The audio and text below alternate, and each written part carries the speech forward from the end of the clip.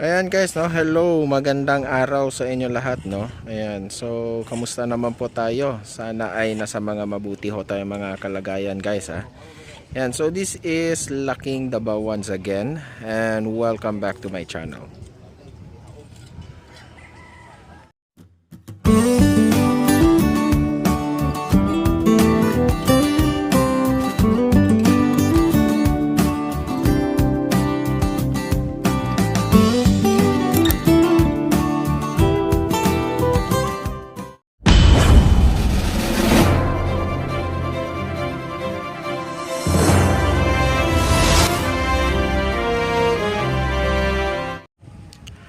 Ayan guys, no, magandang hapon sa inyo, no. Good afternoon. At nandito ho tayo ngayon sa may segment D nitong ginagawang Davao City Coastal Road, guys, no. Ayan. So kani-kanina lang nag-vlog tayo doon na part, no, sa may portion ng segment C at ng segment D, no, yung pag-uumpisa ng segment D, no. So ngayon dito naman tayo na side, guys, no. So makikita natin ang lawak na pala ng ang nagagawa nila dito, guys. Kaya lang hindi tayo pwedeng pumasok kasi dito dahil bawal daw, no, magano. So dito lang tayo banda na area makapag-vlog, ano. Mas marami ang yung ginagawa doon banda, guys, no. So papaalam tayo at kung pwede tayo makapunta doon konti, no. Dito tayo maglalakad sa may bandang gawing labasan, no. Ang problema ko lang kasi parang may naririnig akong nagbibideo kay doon. Ayan guys, no, lawak na yung kanyang kanilang nagagawa dito, guys. Ayan. At saka malapad din, no. Para ang ginagawa nila ngayon, tambak pa rin sila ng tambak, tinataasan nila yung ano. Ayan, no. Ayun.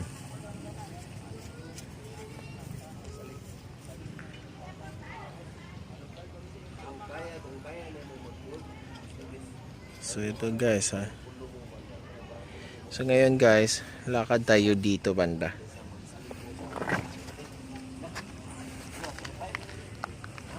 Ayan.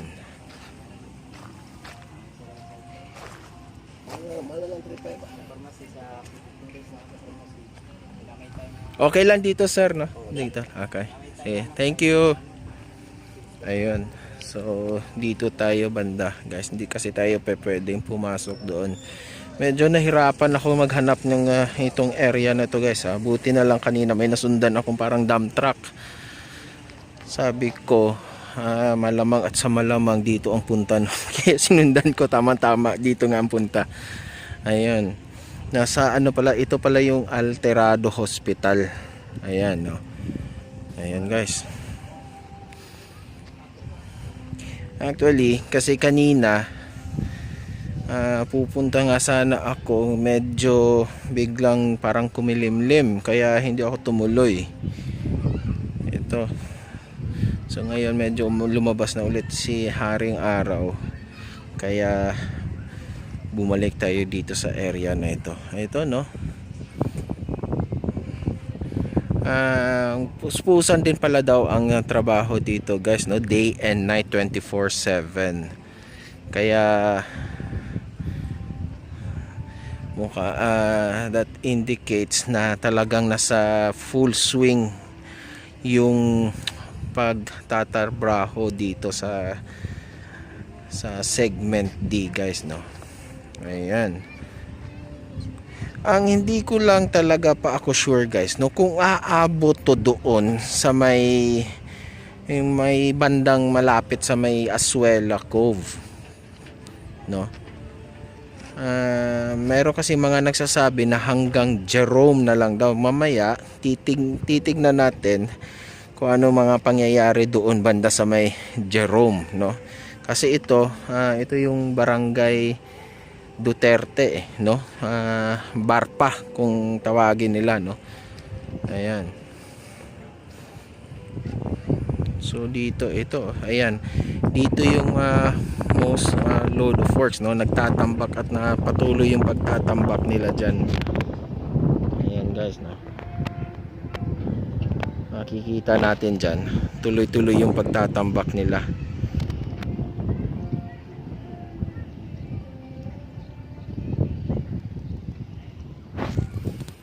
Dito malamang may gagawin silang minor bridge siguro dito, kasi may mga nakahandang yung para yung paggagawa yung para sa poste ng tulay. Ayan.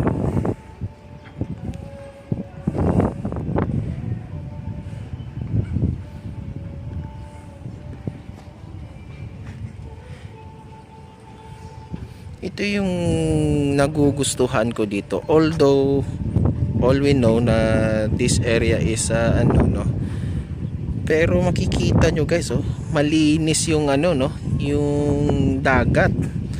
Wala kang makikitang na mga palutang-lutang na grabe, no. Ayan. So ayan na naman yung hangin.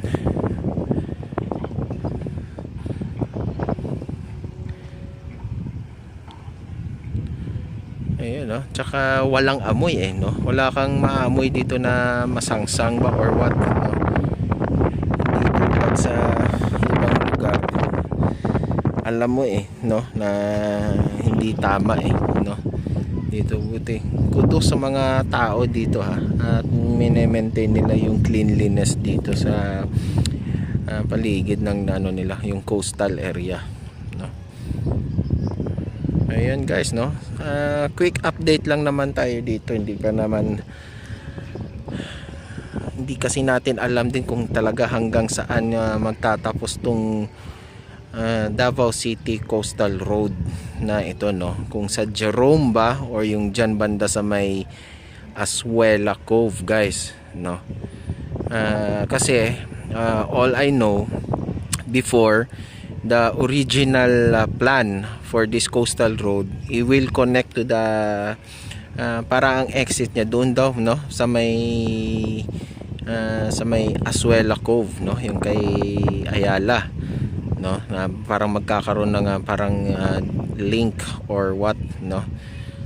I think baka nagbago kasi sa napapanood natin parang hanggang Jerome lang yata daw or what, no. Ayan, so titignan lang natin doon banda kung ano yung kaganapan sa may Jerome. Ang alam ko kasi yung Jerome kasi guys, yun yung may link din na crossing na going to SM Lanang, kung hindi ako nagkakamali, no. Hindi ko masyado kabisado tong area na to kasi itong boulevard na to, itong na to, Arcastillo na side, no, kasi hindi naman tayo masyadong nagagawi dito, no. Ayan, so yun, ito guys, no, ang lapad pala, no, parang malapad tong ginagawa nila dito compare doon sa no. Ang di ko lang din alam dito guys, yung mga link, no, kung saan magkakaroon ba ng mga linkage dito going towards to the Davao City Coastal Road, no. Pwede kasing itong sa may papuntang hospital, pwedeng kasi maliit na lang dyan, no. Pwede silang gumawa ng link dyan para labas sa coastal road, no. Para may mga option yung mga ating sa mga sasakyan, mga ating driver, no. Ayan, tuloy-tuloy yung kanilang pagtatambak talaga guys. Ayan, see, kung makikita nyo lang talaga yung guys, yung paligid ng guys, wala no, walang mga palutang-lutang na mga kung ano-ano na meron yan siguro, pero hindi ganun ka grabe, no. Baka yung ibang dumi na lang din yan dito, katulad dito siguro dahil sa mga construction, no, kaya iba na yung kulay lang din dahil nagtatambak na ng tsaka medyo nasasarado na yung hindi na siya open. So yun guys, balik tayo. Titignan natin banda. Pupunta tayo doon sa may Jerome na side, no. So yan yung mga happenings dito guys, Ayan, nandito na sila banda talaga sa may Alterado Hospital. Ayan, yun na yung doon tayo galing, no. Ayan. So dito yung mga most load of works, no. Tsaka nga pala na nagkaroon ako ng ng pagkakamali pala kahapon nung last vlog natin ngayon, yung doon sa kabila, yung sa segment C at saka segment D doon banda.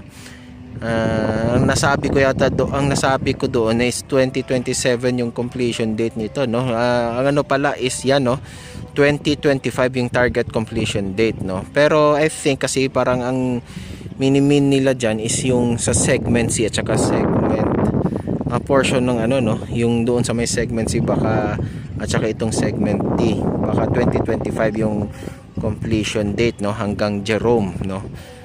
Ayan, so pwede naman natin adjustin yan na until 2026, no. May mga adjust yan, depende naman, hindi naman talaga na perfect yan kasi magdidepende yan, baka may mga paminsan katulad ng, although kahit sabihin natin 24/7 yung kanilang trabaho, pero yun nga, sabi ko nga, no, paminsan pagka may kalamidad, syempre titigil din yan sila sa trabaho guys, no.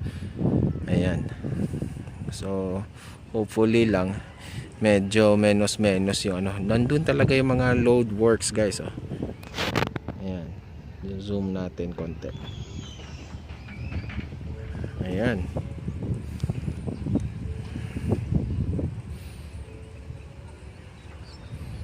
no, still the same yung method na ginagawa nila, no, yung GU tube, no, all the way coming from Bago hanggang dito, ganun pa rin na method yung ginagawa nila, hindi yung parang tinambak lang, no, tapos no, ito naglalagay sila ng GU tube.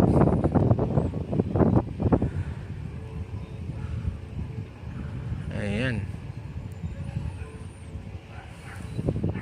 so ito probably dito may tulay na gagawin, no. Ayan,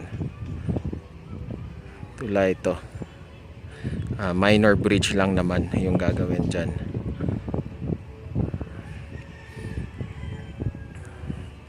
So yun guys, no, pupunta tayo doon sa may bandang Jerome, no. Titignan natin yung kaganapan doon, at saka bandang South Bay, no, pupunta rin tayo doon kasi may nag-comment sa atin bago-bago lang about may something bang yun, later on guys, no, natin, titignan natin kasi parang may widening doon daw, so maybe it will be still, no, kasama siya dito, no, or parang baka isa siya sa magiging link nitong Davao City Coastal Road, no.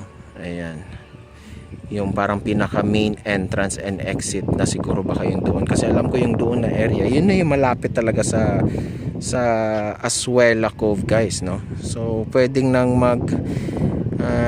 lagay ng parang link din si Azuela Cove papasok sa kanyang district, no. Ayan, so let's go guys, no, punta tayo naman doon na side guys, let's go guys. So ito guys, no, nandito tayo sa Jerome, no. Mali pala yung aking sinabi kanina na may access na papuntang SM, no. South San Juan pala yung area na yon. So ito yung sa may Jerome. I think siguro ito gagawan din nila to ng access papunta din doon sa may SM Lanang guys, no. So yung ginagawa dito malamang kasama pa rin to sa mga pangyayari doon sa Davao City Coastal Road. They are now parang siguro inaayos nila tong parang box culvert dito guys, no, para maging syempre kasi lalaparan yung kalsada dito guys, no. Ayan, dati kasing ano yan open creek, no? Katulad doon sa kabila, sa papasok ng Jerome, guys. Yun, no? Yan, hindi ko masyado kasi kabisado tong ano na to, lugar na to, guys, no? Ayan, no? So yun ang ginagawa dito, guys, no? Naglalagay sila ng parang box culvert para mapalaparan to, no? So malamang at sa malamang magiging isa to sa magiging access road going towards to the Davao City Coastal Road, guys, no? Which is there to. Ngayon papasok tayo dito para makita natin kung ano mga pangyayari dito, guys, no? So let's go, guys, punta tayo dyan. Eto, guys, no? So dyan tayo galing no? Doon tayo sa labas galing. Ito yung open creek, guys, no? Na mukhang gagawin isasarado to, lalagyan ng box culvert para mapalaparan yung daan dito, no? So para maging 4 lanes to. Ayan, no? Ayan, ito yung papasok na sa ano. Ayan, guys, no? So this is an open creek. So later on gagawan to nila ng box culvert para maging kalsada rin to, no? Ayan. So ngayon papasok tayo doon sa pinakadulo. Titignan natin hanggang makaabot tayo ng coastal area, guys, no? So masisilip ba natin doon yung ginagawa sa segment D, guys, no? Yan, ito yung possible kasi na parang end, no? End point ng Davao City Coastal Road siguro, no? Pero later on pupunta pa rin tayo doon sa may South Bay area. Titignan natin. Ayan.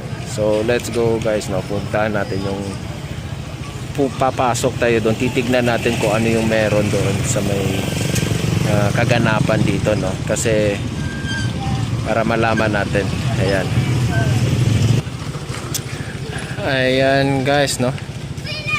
So nagpunta tayo doon banda. Ang dami palang tatamaan dito, guys, na maapektuhan mga bahay-bahay, guys, kasi ito yung mga bahay na nakikita mo dyan, matatanggal lahat yan, no? Tatama doon sa project ng Davao City Coastal Road. May mga ilan nakausap ko doon. Hindi tayo makapag-vlog doon kasi, guys, ang lakas ng mga patugtog ng mga music doon, guys, no? So kaya hindi nala ako nag-vlog doon na area, no? So yung ito na area tatama tayo kasi iyon ang pinakatumpok ng coastal road na, guys, no? So mga ilan meron daw ibang mga ano diyan, guys, na nabayaran na, no? May mga ilan na, kaya lang hindi pa sila umaalis, tsaka na sila aalis kapag gagawin na mismo, guys, no? May actual construction na. Ayan, at saka kung may notice na sa kanila na dapat mag-move out na, no? Ayan. So ngayon naman, ayan, may pupuntahan tayo dito, no? Dito tayo dadaan na lang para makita natin, no, yung sinasabing sa may South Bay Road, guys, no? Ayan. So punta natin. Si Sir Benedict ang nagano niya, no? Benedict ang nag-message sa akin yan, no? Nag-request, no? Nag-comment and sabi niya pa-check daw. So titignan natin kung ano yung ganap dyan na area, no? Tapos and then we will end the video already. Okay, guys, so let's go, guys. Puntahan natin yung sinasabi ni Sir. Eto, guys, no? So nandito tayo sa South Bay Road. Ayan, no? Wala naman ho tayong nakikita ditong ginagawa, guys, no? Baka for ano pa lang to, no? Baka soon pa or ano pa, no? Or may mga inaayos pa dito. Ang alam ko kasi yung dire-diretso niyan, ito na kasi yung Arc Castillo, guys, yung labasan dyan, no? Tapos pagka tumawid ka, ang labas mo naman nun yung sa may JP Laurel, which is the possible yung malapit sa may yung labas ka ng Phoenix, no, tapos pagkakanan ka papunta ka ng Grand Regal Hotel, no. Ayan, so alam ko possible doon banda yung approach and landing system ng SIDC if possible, no. Ayan, so malamang siguro baka ito may pwede, no, pwede kasing maging access to. Ito na yung sinasabi kong Azuela Cove kasi guys, sa side, no. Pwedeng ang pagkakaalam ko talaga dati dito yung magiging end point ng nitong Davao City Coastal Road, guys, no. Ayan, sa dito na portion sa Lanang, no, or Sasa na to, no. Barangay Sasa na yata to. Ayan, no. So let's see, guys, na wala naman tayo nakikita nga mga heavy equipments na nangyayari dito. Ang napansin ko lang dito, dati nakapunta, parang naalala ko tong area na ito, no. Nakapunta na ako dito. Itong kalsada na ito medyo hindi to ganito, no. It's no. So ngayon nakasemento siya, no. Dati parang crooked road dito, parang asfalto lang na sira-sira, no. Ngayon na sementado na siya. Baka yung time na yun na sinasabi ni Sir Benedict na nakapag-vlog si RPV Moto Travel Vlog dito, baka yun yung time na sinesemento itong lugar na ito, dahil medyo matagal-tagal na daw, no. Itong ngayon, no, baka tapos na, no. Pwede rin preparation na rin yun para sa possible of itong widening of the road here, guys, no. Kasi malamang ito na yung sa dito pa lang, ngayon ko lang nalaman, no, na dito pala ang grahe nitong holiday taxi, no. Ayan, so yan daw yung sinasabi niya, yung term na dyan is pakyasan, at least magkakaroon na maapektuhan ng konti. Ayan, guys, no. So that's it, guys, no. That's only our update for today, no. Pinuntahan natin yung ni Sir Benedict. Wala naman po sa ngayon, no, na nangyayari. Ayan, so yun lang yung pinunta natin, yung sa segment D ng Davao City Coastal Road. Tapos kanina sana sinubukan natin dito, kasi dire-diretso nito, tumpok mo nito doon sa may Jerome. Sinubukan natin pumunta doon sa may coastal ng Jerome banda, kaya lang hindi tayo makapasok dahil puno ng bahay, na which is yung maapektuhan, at saka ayun, hindi na rin tayo nakapag-vlog doon dahil maraming nagpapatugtog doon, no. Ayun, so that's it, guys, no. So please like and share this video. And sa mga hindi pa nakapag-subscribe dyan sa akin, guys, no, subscribe na po kayo. Hit nyo na rin yung notification bell para ma-notify kayo every time I will upload a video tungkol sa mga development na pangyayari dito sa Metro Davao. Okay, guys, no. So sa aking paalala, mag-iingat tayo sa ating pang-araw-araw na mga ginagawa, at lagi niyang tatandaan yung ating mga mahal sa buhay. Inaabangan tayo niyan hanggang tayo ay makauwi ng matiwasay. Okay, guys, no? So God bless us all and adios.